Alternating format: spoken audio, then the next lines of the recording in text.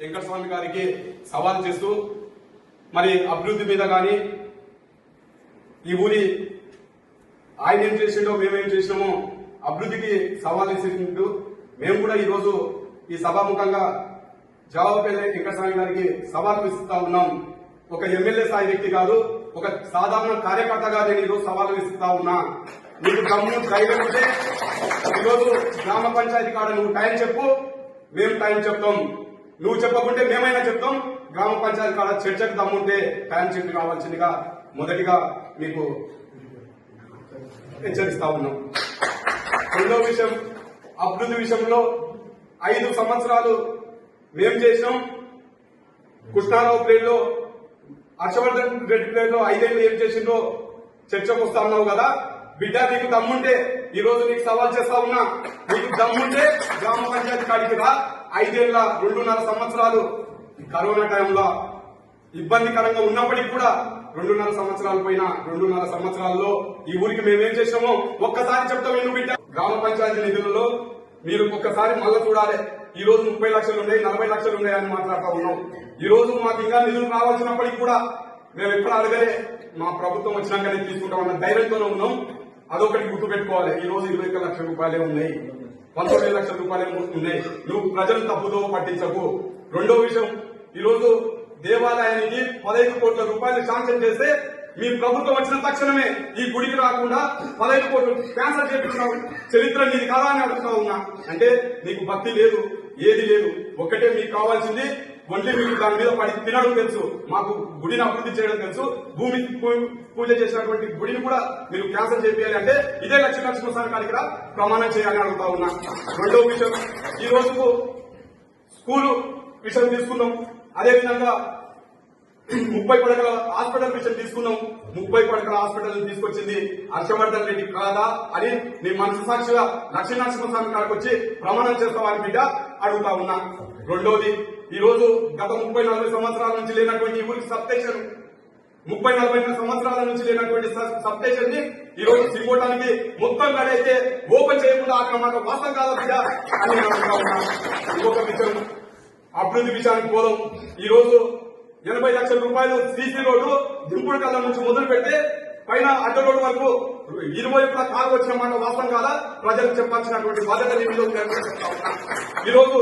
అదేవిధంగా చెరువు కట్టకు సంబంధించి 30 ఏళ్ల నుంచి కూడా నువ్వు అభివృద్ధి చేస్తా ఉన్నా అంటున్నావు. చెరువు కట్ట ఆ రోజు నుంచే పడిపోయే ప్రమాదం ఉందని ఎన్నిసార్లు చెప్పినా కూడా మేము మంత్రివర్యంలో ఎన్నడూ కూడా పట్టించుకునే దాఖలు లేవు. ఇదే హర్షవర్ధన్ రెడ్డి ఊరు బిడ్డ కాబట్టి దానికి 80 లక్షల రూపాయలు శాంక్షన్ చేసిన మాట వాస్తవం. ఇంకొకటి, ఎక్కడ మొదటిసారిగా గురుకుల పాఠశాల వచ్చిన మాట వాస్తవం. ఈ ఊరికి గురుకుల పాఠశాల కూడా ఎవరు అడగలే. ఆ రోజు ఇక్కడ లోకల్ ఉన్నటువంటి నాయకులు, సిపిఐకి సంబంధించినటువంటి లాలి కానీ, ఉప సర్పంచ్ సంబంధించినటువంటి సత్యనారాయణ కానీ, బీఆర్ఎస్ పార్టీకి సంబంధించినటువంటి పార్టీ నాయకులందరూ కూడా అడిగితే ఆ రోజు గురుకుల పాఠశాలని ఈ ఊరికి తెచ్చిన మాట వాస్తవం కాదా అని అడుగుతా ఉన్నా. ఇంకొకటి, మిషన్ భగతికి సంబంధించి ఈ ఊరికి ఇంటింటికి నీళ్ళు వచ్చలేవా? నీ మనసాక్షి చెప్పు. ఇంకొకటి, మిషన్ భగీరథకు సంబంధించి వాళ్ళ ఉద్యోగస్తులు పాపం ఈ ఊరి పిల్లలు 2-3 ఉంటే కక్ష సాధింపులతోన నీ మంత్రి గారికి చెప్పి వాళ్ళ ఉద్యోగం పీకించిన మాట వాపసు కాదని అడుగుతా ఉన్నా. మేము ఆ విధంగా చేయం బిడ్డ. మేము ఏది చేసినా ప్రజలకు మేలు చేయాలి. మా పార్టీకి సంబంధించిన వ్యక్తులైనా సరే మంచిగా బతకాలని చూస్తా ఉన్నాం. ఇదే గురుకుల పాఠశాలలో ఉంటే 5 మందిని ఉంటే 5 మందిని వేడికి పంపించాలి, తీసేయాలన్నమాట ప్రమాణం వచ్చి లక్ష్మీనరసింహస్వామి కాడ ప్రమాణం చేయాలని అడుగుతా ఉన్నా. ఇలాంటి తప్పటి పరిపాలనలో మీరున్నారు, మేము అభివృద్ధి పదంలో చేయాలనేది మేమున్నాం. ఈ రోజు 2.5 సంవత్సరాలు కరోనా రాకుండా ఉంటే ఈ ఊరిని ఇంకా ఒక సస్యశామనం చేసే వాళ్ళమని మనం చేస్తా ఉన్నాం. ఇంకోటి, నువ్వే సర్పంచ్ ఉన్న టైం గుర్తు పెట్టుకో వెంకటస్వామి గారు. నువ్వే సర్పంచ్ ఉంటే ఎంపీ నిధుల నుంచి 5 లక్షల రూపాయల నిధులు లైట్లకు తెచ్చిచ్చిన మాట వాస్తవం కాదా? ఇది నిజంగా కూడా ప్రజలకు చెప్పాల్సినటువంటి బాధ్యత నీ మీద ఉంది. ఇలాంటివి చేస్తే ఇంకా చాలా ఉన్నాయి. మేము ఆ రోజు నువ్వు సర్పంచ్ ఉంటే మేము ఎంపీ నిధుల నుంచి 20 లక్షల రూపాయలు చెప్తా ఉన్నాం. దయచేసి తప్పుడు ఆరోపణలు చేసేటప్పుడు, ఒక వ్యక్తి మీద తప్పుడు ఆరోపణలు చేసేటప్పుడు నిన్ను సంపాల్సిన అవసరం మాకు లేదు. నీకు భిక్ష పెట్టిన గుణం తెలుసు కానీ నిన్ను అనవసరంగా సంపాలనేది మా ఉద్దేశం కాదు. ఒకటి గుర్తుపెట్టుకో, నువ్వు తప్పుడు ఆరోపణ చేసినందుకు ఇది రిటర్న్ తీసుకోకపోతే నీ మీద ఏం చేయాలనో మాకు లీగల్ గా తెలుసు. అది భవిష్యత్తులో దాన్ని ఎదుర్కోవాల్సిన బాధ్యత కూడా నీ మీద ఉంటుందని కూడా నీకు మనం చేస్తా ఉన్నా.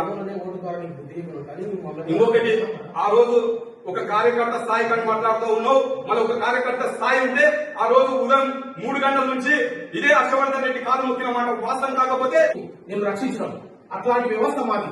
మేము మిమ్మల్ని మీ మీద చేంజ్ చేసుకోవాలంటే మీకు ఇన్ని రోజులు ఈ సింగోడ గ్రామంలో ఉండదు. ప్రజలతో ఓటర్లనే మీకు బుద్ధి చెప్పినాం గతంలో ఒకసారి, అయినా కూడా మీకు సిగ్గు చేయడం లేకుండా మళ్ళీ ఇప్పుడు ప్రజల ముందు నేను ఉండి గెలుస్తాను మాట్లాడుతూ అదే గెలిచలేదో రేపు 14వ తారీఖున సాయంత్రం మనం మాట్లాడుకుంటున్నాం. ఇప్పుడు నువ్వు ఎమ్మెల్యే సమావేశం కదా, ఎమ్మెల్యేతో పెట్టుకునేది మా సింగోడ గ్రామ ప్రజలతో గ్రామ పంచాయతీ ముందర మేము కూర్చుంటాం. ఏ టైం వస్తావో చెప్పి ఆ టైంలో మేము వచ్చి కూర్చుంటాం. నువ్వు చేసిన అభివృద్ధి ఏదో మా ముందర చెప్పు, ప్రజల ముందు నువ్వు చేసిన అభివృద్ధి వచ్చి మేము చెప్తాం. నిన్న జాబెల్ల గ్రామానికి చెంది ఇక్కడికి వచ్చి సెటిలర్ అయినటువంటి జాబెల్ల వెంకటస్వామి గారు మీరు మాట్లాడిన విషయము, హర్షవర్ధన్ రెడ్డి గారు దిగజారి నా కాళ్ళ దగ్గరికి వచ్చి దాని మాట మాట్లాడుతున్నావు, నీకేమైనా సంస్కారం ఏమైనా ఉందా? నువ్వు ఒక నాయకుడివి, నీ ఏజ్ గౌరవించి మేము ఇంకా మంచిగా మాట్లాడుతున్నాము. మా హర్షవర్ధన్ రెడ్డి గారు కాదు, ఇక్కడ ఉన్న కార్యకర్తలుగా మేము మీకు ఏం సమాధానం చెప్పాలన్నా మేము సిద్ధంగా ఉన్నాము. గత ఎలక్షన్ లో గురించి మాట్లాడుతున్నావు, నీకు ఒక్క వార్డు నెంబర్ కూడా ఇవ్వకుండా 10 వార్డు నెంబర్ సర్పంచ్ తెలుసుకున్నటువంటి ఘనత మాది కాదండి. నీకు మమ్మల్ని గురించి మాట్లాడుతున్నావు కదా, బీఆర్ఎస్ పార్టీ ప్రజెంట్ ఏ ఊరు, ఉప సర్పంచ్ గారు ఏ ఊరు, పార్టీ అభ్యర్థి ఏ ఊరు అని. మాది సింగోడ గ్రామమే, నా ఓటు, నా తల్లిదండ్రుల ఓటు, నా భార్య ఓటు ఇక్కడే ఉంది. మరి నీది కూడా ఇదే ఊరైతే నీ పిల్లల ఓట్లు ఇక్కడే ఉన్నాయా, లేదంటే వేరే గ్రామంలో ఉన్నాయా చెప్పు. నీవు అభివృద్ధి గురించి మాట్లాడుతున్నావు, బెదిరింపు రాజకీయాల గురించి మాట్లాడుతున్నావు.